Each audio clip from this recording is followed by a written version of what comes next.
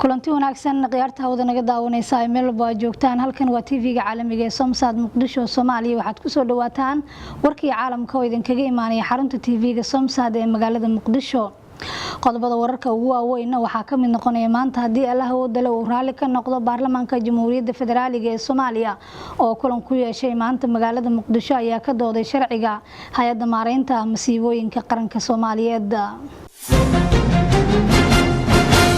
wafdigii ka socday dawladda Soomaaliya ee isugu jiray wasiirada iyo xildhibaano kamid ah baarlamaanka ee gaaray deegaano ka tirsan gobolka Shabeellada Hoose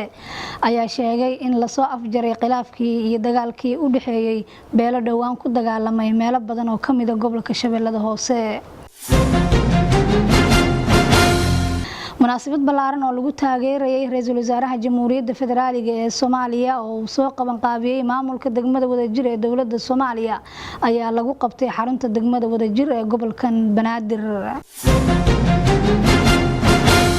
maamulka Khaatumo ayaa soo dhaweeyay go'aanadii ka soo baxay shir dhawaan ku soo dhamaaday magaalada Taleex